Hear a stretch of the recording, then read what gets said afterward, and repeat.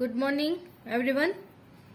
Last time જે આપણે સુક્રોઝનું બંધારણ સાબિત કરો તો સુક્રોઝના બંધારણમાં સૌપ્રથમ તો કે સુક્રોઝનું જળ વિભાજન કરતા આપણને એક અણુ ગ્લુકોઝ અને એક અણુ ફ્રુક્ટોઝનો મળે છે, પરંતુ જે ગ્લુકોઝ આપણને દક્ષિણ ભ્રમણીય અને ફ્રુક્ટોઝ વામ ભ્રમણીય બને છે.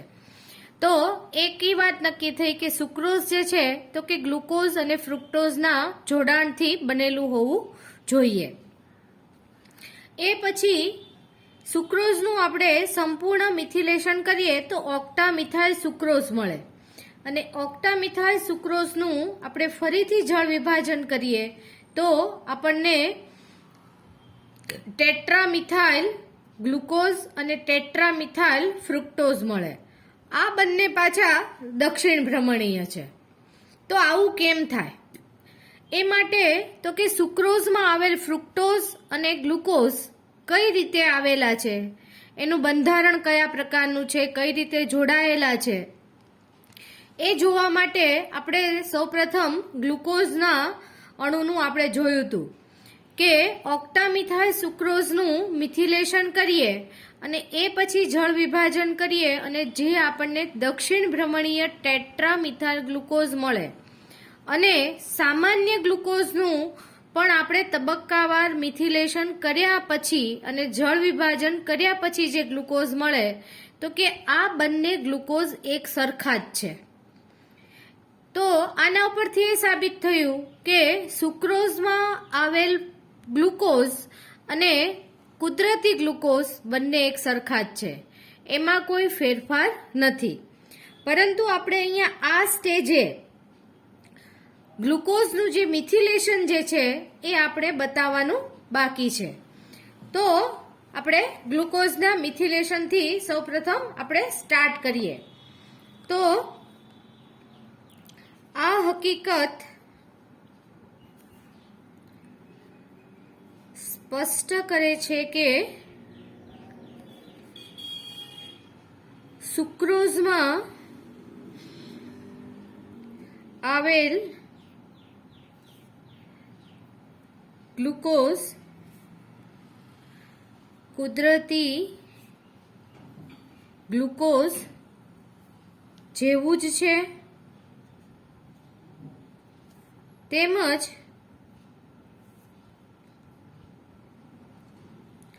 આ ગ્લુકોઝ પાયરેનોઝ ચક્ર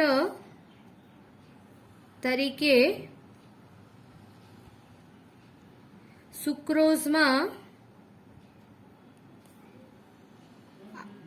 આવેલું છે.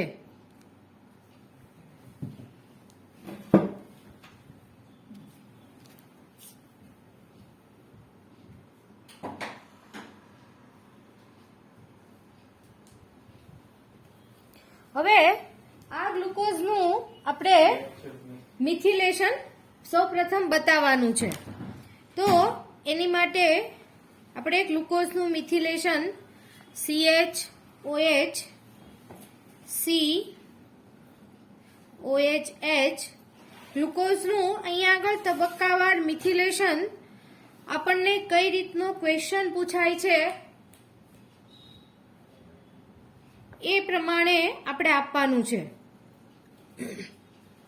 અહીંયા આગળ તમને જો એ રીતે ક્વેશ્ચન પૂછાય કે ગ્લુકોઝમાં સુક્રોઝમાં આવેલ ગ્લુકોઝ પાયરેનોઝ ચક્ર તરીકે આવેલું છે, એ જો તમને 10 માર્કમાં ક્વેશ્ચન પૂછાય તો જ તમારે આ મિથિલેશન બતાવવાનું છે, નહીતર આ મિથિલેશન બતાવવાની જરૂર નથી.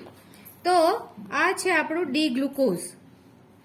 સૌપ્રથમ આપણે એનું મિથેનોલ અને HCl વડે મિથિલેશન કરીએ તો આપણો જે ગ્લાયકોસાઇડિક OH જે છે, ગ્લાયકોસાઇડિક OH નું સૌપ્રથમ મિથિલેશન થશે. તો આ પ્રમાણે COH C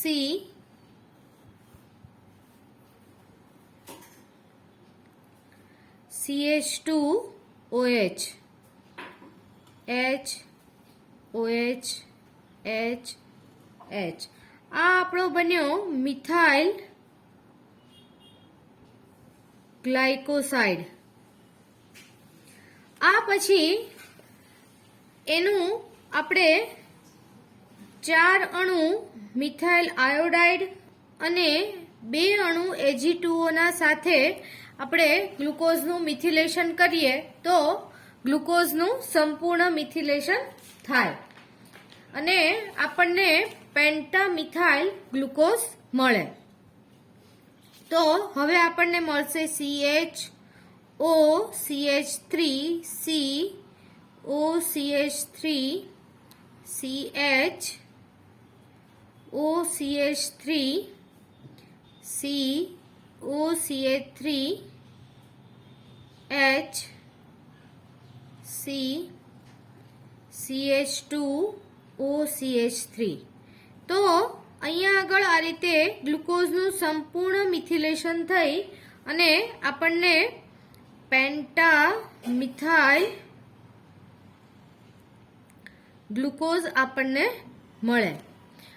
આ પેન્ટામિથાઇલ ગ્લુકોઝનું આપણે મંદ અને ઠંડા HCl વડે આપણે જળ વિભાજન કરીએ એટલે ગ્લાયકોસાઇડિક OH માંથી મિથેનોલ દૂર થાય અને આપણને ટેટ્રામિથાઇલ ગ્લુકોઝ પ્રાપ્ત થાય.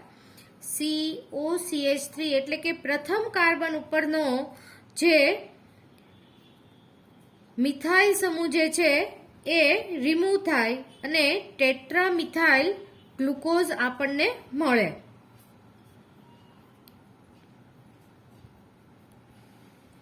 CH2OCH3. તો આ મળ્યો ટેટ્રામિથાઇલ ગ્લુકોઝ. ટૂંકમાં જો આપણને પરીક્ષામાં આ રીતનો ક્વેશ્ચન હોય કે સુક્રોઝમાં આવેલ ગ્લુકોઝ પાયરેનોસ ચક્ર તરીકે રહેલું છે અને કુદરતી ગ્લુકોઝ જેવું જ છે એ સાબિત કરો તો જ આપણે આ બતાવવાનું છે. હવે આપણે ખાસ આગળ જોઈએ કે સુક્રોઝમાં આવેલ ફ્રુક્ટોઝ કઈ રીતે છે. તો એની માટે જોઈએ તો હવે ફ્રુક્ટોઝ માટે તો કે કુદરતમાંથી મળતા ફ્રુક્ટોઝનું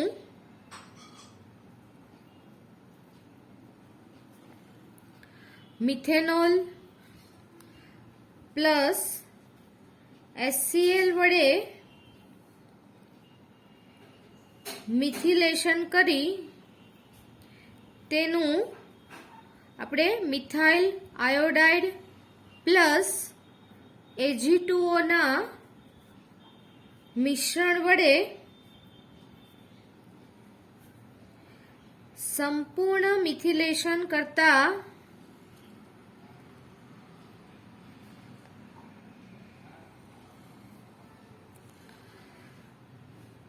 ત્યારબાદ તેનું જળ વિભાજન કરવાથી ટેટ્રામિથાઇલ ફ્રુક્ટોઝ મળે છે જે દક્ષિણ ભ્રમણીય છે અને તેનું પરિભ્રમણ આંક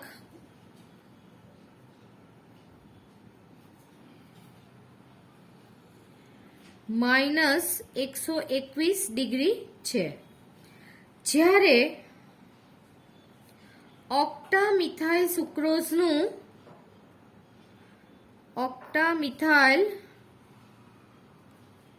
સુક્રોઝનું જળ વિભાજન કરવાથી મળતો ટેટ્રામિથાઇલ ફ્રુક્ટોઝ પણ દક્ષિણ ભ્રમણીય છે.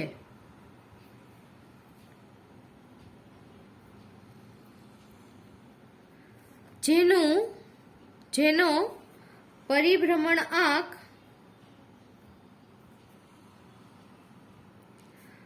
+31 છે. હવે આપણે સ્ટાર્ટિંગમાં જોયું કે સામાન્ય સુક્રોઝનું આપણે જળ વિભાજન કર્યું અને જે આપણને ફ્રુક્ટોઝ મળ્યો એ વામભ્રમણીય મળ્યો, પરંતુ ઓક્ટામિથાઇલ સુક્રોઝનું જળ વિભાજન કરી થી જે આપણને ટેટ્રામિથાઇલ ફ્રુક્ટોઝ મળ્યો એ તો પાછો દક્ષિણ ભ્રમણીય જ મળ્યો. બંનેના પરિભ્રમણ આંકમાં થોડો ફેરફાર જોવા મળે છે, પરંતુ બંનેનું પરિભ્રમણ એક જ દિશામાં છે. તો આવું કેમ થાય? તો આમ સુક્રોઝના જળ વિભાજનથી મળતો ફ્રુક્ટોઝ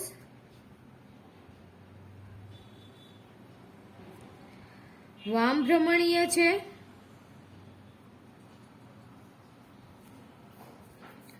જેનું કારણ સુક્રોઝ વિભાગમાં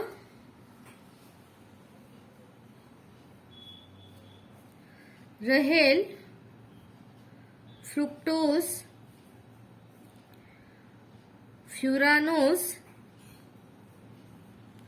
ચક્ર સ્વરૂપે જોડાયેલ છે. પરંતુ સુક્રોઝનું જળ વિભાજન કરતાની સાથે જ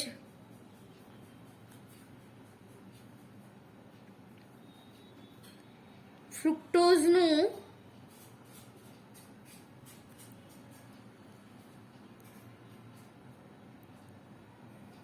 અસ્થાયી એવા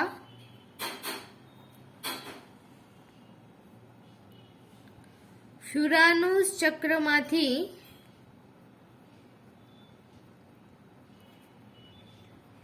પાયરેનોઝ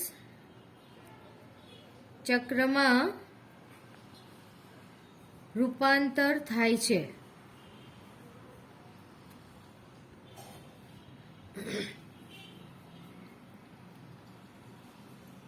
કારણ કે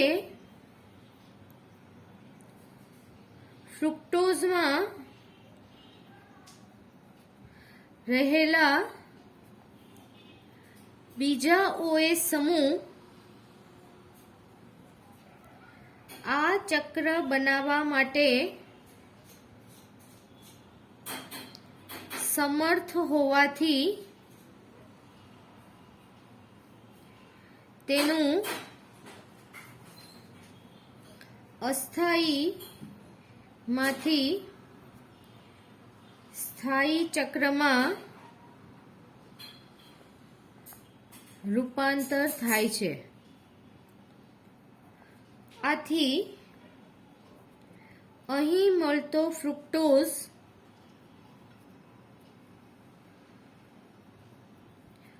વામભ્રમણીય છે. હવે તો આપણને ઓક્ટામિથાઇલ સુક્રોઝમાંથી મળતો જે ફ્રુક્ટોઝ જે આપણને ટેટ્રામિથાઇલ ફ્રુક્ટોઝ મળ્યો, તો એ શું કામ દક્ષિણ ભ્રમણીય મળ્યો? તો સુક્રોઝનું મિથિલેશન થઈ જાય એ પછી જે OH સમૂહમાંથી એનું મિથોક્સી સમૂહમાં રૂપાંતર થઈ ગયું, એટલે આ ચક્રને માં આ જે બંધારણ જે છે એમાં એક પણ OH સમૂહ મુક્ત ન હોય. એક પણ OH સમૂહ મુક્ત ન હોય એના કારણે એને બીજા ચક્રમાં રૂપાંતર થવા માટે કોઈ સ્પેસ મળે નહીં, કારણ કે બધા જ OH સમૂહનું મિથિલેશન થઈ ગયું છે. આ મિથિલેશન થવાને કારણે એ જે આપણને મળે તો એ અહીંયા આપણને દક્ષિણ ભ્રમણીય જ મળે, વામ ભ્રમણીય મળે નહીં, કારણ કે એનું ફ્યુરાનોઝ ચક્રમાંથી પાયરેનોઝ ચક્રમાં રૂપાંતર થતું નથી. તો જે આપણે સમજીએ, પરંતુ સુક્રોઝનું સંપૂર્ણ મિથિલેશન કર્યા બાદ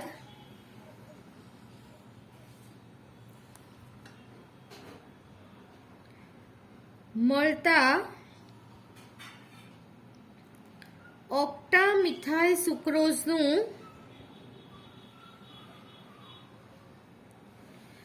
જળ વિભાજન કરવાથી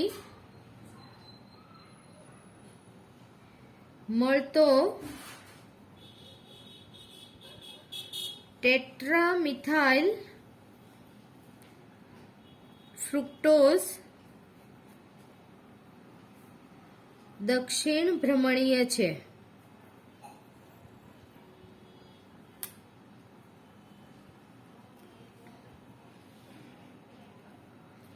કારણ કે આ બંધારણમાં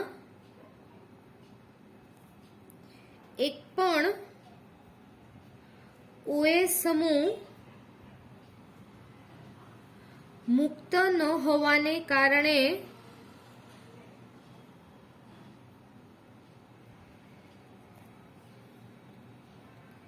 ફ્યુરાનોસ ચક્રનું પાયરેનોસ ચક્રમાં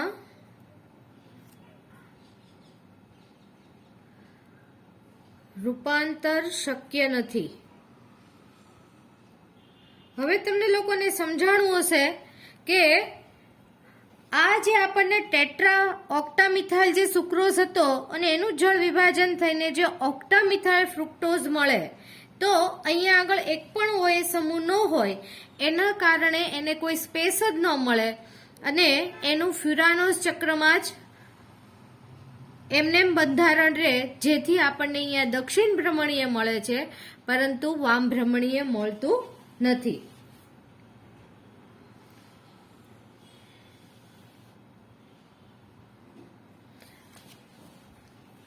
આ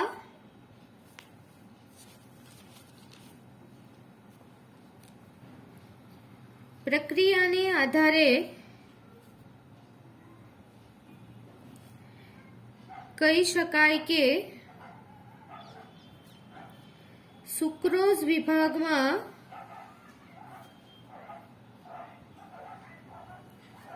રહેલ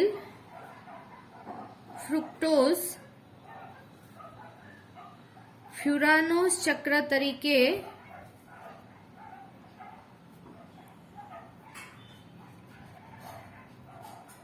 હાજર હોવો જોઈએ. હવે આપણે કહી તો દીધું કે ફ્યુરાનોસ ચક્ર તરીકે હાજર છે, પરંતુ એના માટે આપણે બીજી પણ ઘણી સાબિતીઓ આપવી પડે. એમનેમ આપણે કોઈ સાબિતી વગર આપણે આ કહી શકીએ નહીં કે ફ્યુરાનોસ ચક્ર તરીકે છે. તો જે પ્રમાણે ઓક્ટામિથાઇલ સુક્રોઝમાંથી જે આપણને ગ્લુકોઝ મળ્યો ટેટ્રામિથાઇલ ગ્લુકોઝ અને કુદરતમાંથી મળતો ગ્લુકોઝ, એ બંનેને આપણે સરખાવ્યા અને જેના આધારે આપણે સાબિત કર્યું કે કુદરતમાંથી મળતો ગ્લુકોઝ અને સુક્રોઝ વિભાગમાં જોડાયેલો ગ્લુકોઝ એ બંને એક સરખા જ છે અને સુક્રોઝ વિભાગમાં રહેલો ગ્લુકોઝ પણ પાયરેનોસ ચક્ર તરીકે જ હાજર હોવો જોઈએ. હવે એની માટે આપણે ફ્રુક્ટોઝનું ચક્ર શીખી ગયા છીએ, તો ફ્રુક્ટોઝ ખરેખર પાયરેનોસ ચક્ર તરીકે અસ્તિત્વ ધરાવે છે, પણ અહીંયા આગળ આ ફ્રુક્ટોઝ આપણને ફ્યુરાનોસ ચક્રની હાજરી બતાવે છે. તો એના માટે આપણે સાબિત કરવા માટે જે પ્રમાણે આપણે ગ્લુકોઝમાં બધી પ્રક્રિયાઓ કરી એ જ પ્રક્રિયાઓ આપણે અહીંયા બતાવવાની નથી, પણ આપણે એને ડિસ્ક્રિપ્શનમાં થિયરીમાં આપણે સમજીએ. તો કે સામાન્ય ફ્રુક્ટોઝમાંથી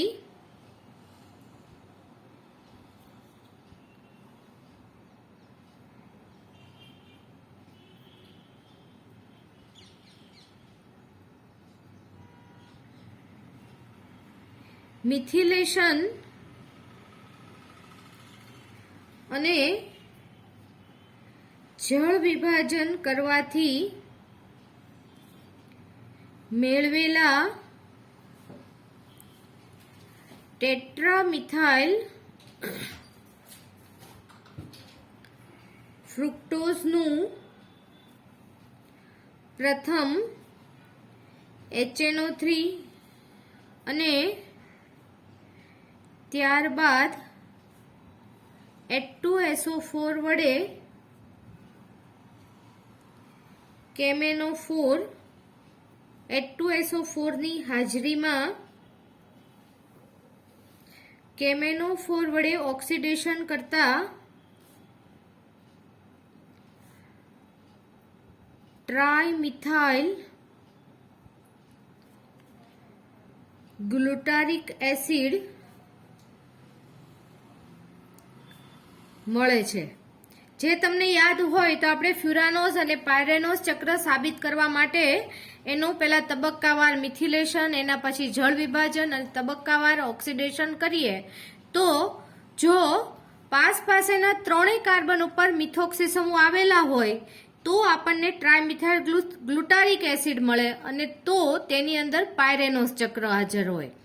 અને જો પાયરેનોઝ ચક્ર હાજર ન હોય તો ડાયમિથોક્સી સક્સિનિક એસિડ મળે. તો જે આપણને કુદરતી અથવા તો જે આપણે સામાન્ય ફ્રુક્ટોઝ આપણે કહીએ તો કે એનું મિથિલેશન અને જળ વિભાજન કરવાથી અને ત્યારબાદ આ રીતે તબક્કાવાર ઓક્સિડેશન કરવાથી આપણને ટ્રાઇમિથોક્સી ગ્લુટારિક એસિડ મળે છે. એટલે કે આપણા સામાન્ય ફ્રુક્ટોઝની અંદર પાયરેનોઝ ચક્ર આવેલું હોય. આથી તેમાં પાયરેનોઝ ચક્ર આવેલું હોય. જ્યારે હવે આપણને ઓક્ટામિથાઇલ સુક્રોઝનું જળ વિભાજન કર્યા પછી જે આપણને ટેટ્રામિથાઇલ ફ્રુક્ટોઝ મળે એનું આપણે આ રીતે તબક્કાવાર ઓક્સિડેશન કરીએ. જ્યારે ઓક્ટામિથાઇલ સુક્રોઝનું જળ વિભાજન કરવાથી મળતો ટેટ્રામિથાઇલ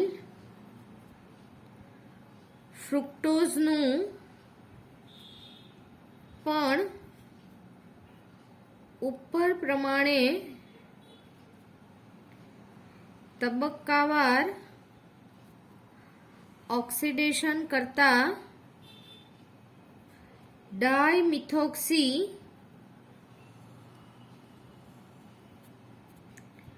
સક્સિનિક એસિડ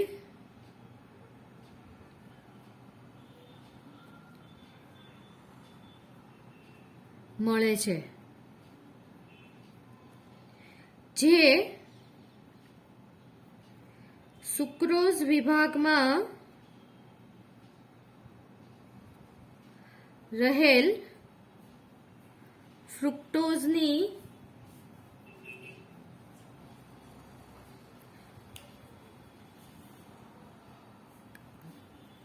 ફ્યુરાનોઝ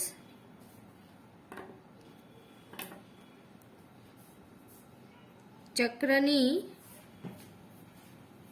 સાબિતી આપે છે. કારણ કે અહીંયા આગળ પણ જો ફ્રુક્ટોઝમાં પાયરેનોઝ ચક્ર આવેલું હોય તો આપણને ટ્રાઇમિથાઇલ ગ્લુટારિક એસિડ મળવો જોઈએ. પણ અહીંયા આગળ આ જ રીતે તબક્કાવાર એની આપણે પ્રક્રિયા કરીએ તો આપણને અહીંયા ડાયમિથોક્સી સક્સિનિક એસિડ મળે છે, જે સુક્રોઝમાં ફ્યુરાનોઝ ચક્રની હાજરી પુરવાર કરે છે. હજી વધારે આપણે સાબિતી આપવા માટે સુક્રોઝ થોડુંક લાંબુ છે, તમારે લગભગ આખું પૂછાતું પણ નથી, એટલે કઈ રીતનો ક્વેશ્ચન પૂછાય અને એમાં કેટલું જ લખવું પડે એ તમારે થોડુંક તમારી રીતે નક્કી કરવું પડશે. ન સમજાય તો તમે લોકો મને પૂછી શકો છો. હવે વધારે સાબિતી આપવા માટે આપણે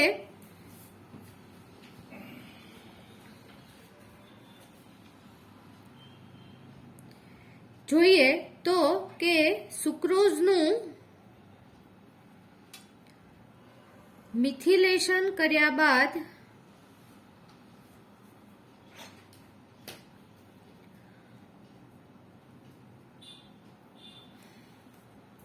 જળ વિભાજન કરવાથી 2,3,4,6 ટેટ્રાઓમિથાઇલ ગ્લુકોઝ અને 1346 ટેટ્રા ઓ મિથાઇલ ફ્રુક્ટોઝ મળે છે.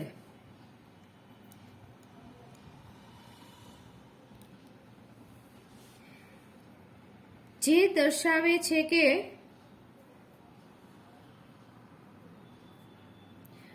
ગ્લુકોઝના પ્રથમ કાર્બન ઉપર અને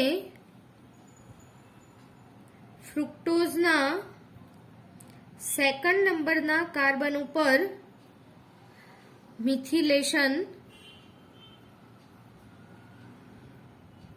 થતું નથી. આથી આ બંને કાર્બન થી ગ્લુકોઝ અને ફ્રુક્ટોઝ જોડાઈને સુક્રોઝ બનેલો હોવો જોઈએ. હવે આ તમને બહુ સહેલાઈથી સમજાઈ ગયું હશે કે અહીંયા ગ્લુકોઝમાં પ્રથમ કાર્બન ઉપરનું અને ફ્રુક્ટોઝમાં સેકન્ડ કાર્બન ઉપર મિથિલેશન થતું નથી. એટલે કે આ બંને કાર્બન ઉપર મિથિલેશન નથી થતું, જે દર્શાવે છે કે આ બંનેના OH સમૂહ જે છે એ સુક્રોઝના જોડાણ માટે વપરાયેલા હોવા જોઈએ. હવે બંનેમાં કયા પ્રકારની લિંકેજ આવેલી છે અને કઈ રીતે જોડાયેલા છે તો આપણે એ જોઈએ. તો કે સુક્રોઝનું જળ વિભાજન માલ્ટેઝ ઉત્સેચક વડે થાય છે. જ્યારે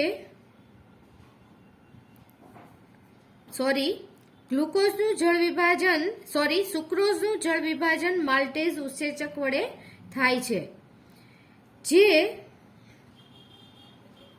ગ્લુકોઝમાં આલ્ફા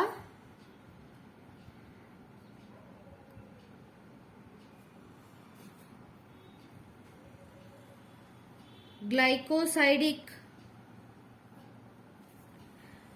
લિંકેજની સાબિતી આપે છે. જ્યારે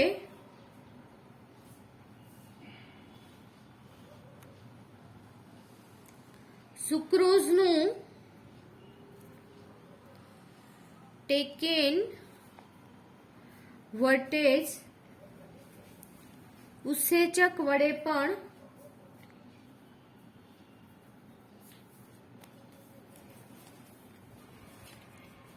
જળ વિભાજન થાય છે,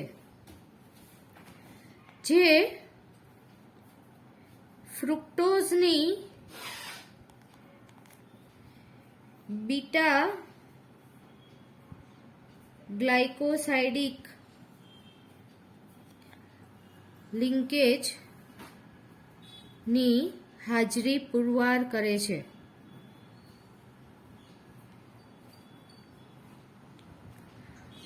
આમ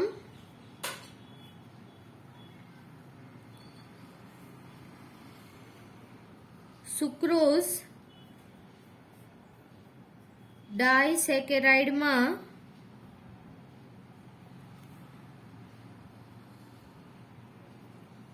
ગ્લુકોઝનો પ્રથમ કાર્બન ઉપરનો આલ્ફા OH અને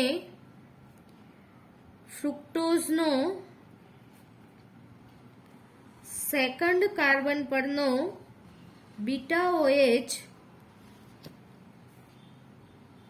સંકળાયેલા હોવા જોઈએ.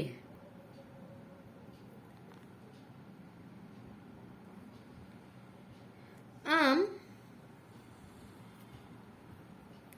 ઉપરના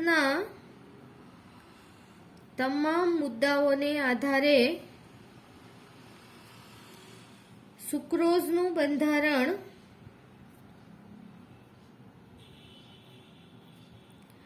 નીચે પ્રમાણે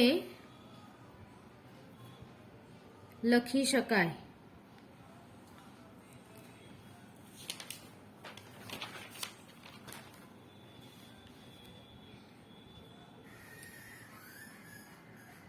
તો આ સાથે આપણું અહીંયા સેમ 6 નું સિલેબસ કમ્પ્લીટ થાય છે.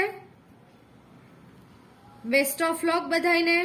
બાકી તમને કંઈ ડાઉટ હોય તો મને વોટ્સઅપ ઉપર મેસેજથી પણ પૂછી શકો છો, અથવા તો સાંજના ટાઈમમાં ફોન કરીને પણ પૂછી શકો છો. તૈયારી કરજો. સેમ 6 છે. આપણે માર્ક્સ આપણે અગાઉ તે વાત કરી છે એ પ્રમાણે આપણે સારા માર્ક્સે પાસ થવાનું છે, એટલે વ્યવસ્થિત તૈયારી કરજો.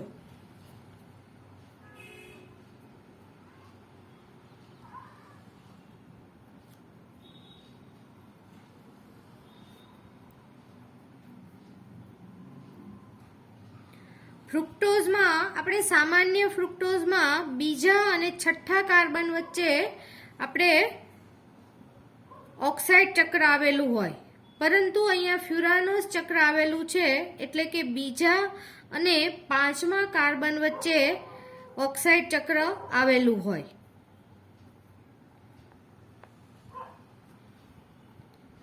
તો